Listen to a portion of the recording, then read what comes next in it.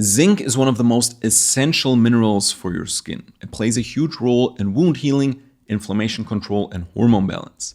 It's literally one of the best nutrients for skin health, which is why it's so frustrating when you start supplementing it and your skin gets worse. In this video, I want to talk about why some people break out from zinc supplements, what the underlying biochemical reason for it is, and how to fix it. For this, let me take you back to my own story. When I was a teenager, I had pretty bad acne. But not just acne, I also had immune issues and early signs of an hormonal imbalance. I was constantly sick, my skin was inflamed, and I had gynecomastia, where fat builds up around the chest in guys.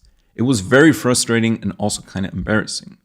Eventually, I came across articles about zinc that said it was great for all of these things, and especially for skin health. So I thought, wow, this is perfect. It's exactly what I need. I got myself a standard zinc supplement, nothing crazy, just around 10 to 15 milligrams per day, and then started taking it. But after just a few days, my skin got worse. It got redder, more irritated, and I also got new pimples. I couldn't believe it. At first I thought it was maybe just a coincidence, so I stopped taking it. My skin calmed down again, and a few weeks later I tried zinc again. But the same thing happened. After a few days, more irritation and new pimples. The only explanation that I was able to find online was that zinc could increase testosterone and testosterone surges could be responsible for my breakouts. But this wasn't the case because that didn't explain the other symptoms that also came along with the breakouts. For example, it made me feel on edge and kind of tired but wired. So after all of this, I kind of just gave up on zinc supplements and thought that I just didn't tolerate them.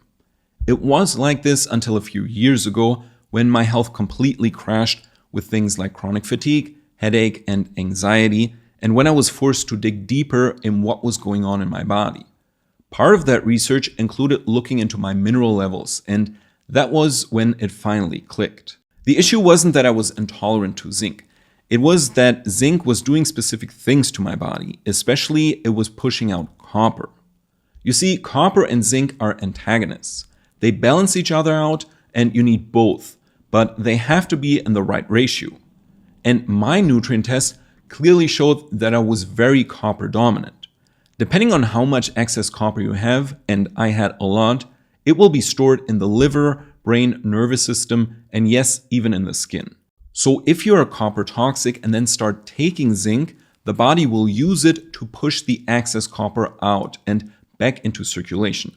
So you're mobilizing stored copper from your tissues. This copper that was previously hiding in your tissues is now floating around in your bloodstream, irritating your skin, messing with your nerves, and stressing your body out. You then run into all kinds of symptoms, like breakouts, but also the fatigue and anxiety that I described earlier.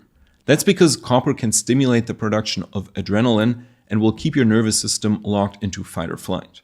Now here's the important part for you to understand. Zinc by itself is not a proper fix for copper toxicity. Yes, it helps regulate copper, but just taking it and nothing else and then hoping it'll push out of the copper out safely usually doesn't work. In fact, it can backfire just like it did for me. That's why to get rid of the excess copper, you need a more structured approach. One that supports your body's natural elimination system, balances your other minerals, and prepares the rest of your body to actually get rid of the copper once it's released. There are entire protocols on how to do this correctly online, and I talk about copper toxicity and how to test for it in other videos. So definitely check them out if you're interested. The problem with copper toxicity is that it doesn't really show up on your standard blood work, and you need to know what to look for.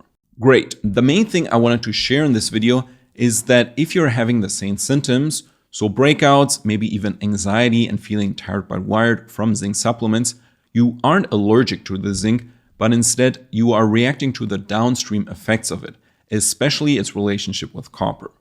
So you're not broken and your body's just dealing with something deeper, and zinc is revealing it but not causing it.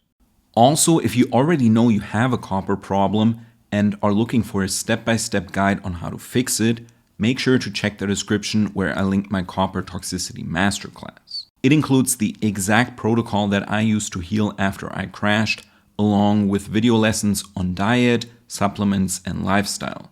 For more info, just open the description, it's listed under my programs.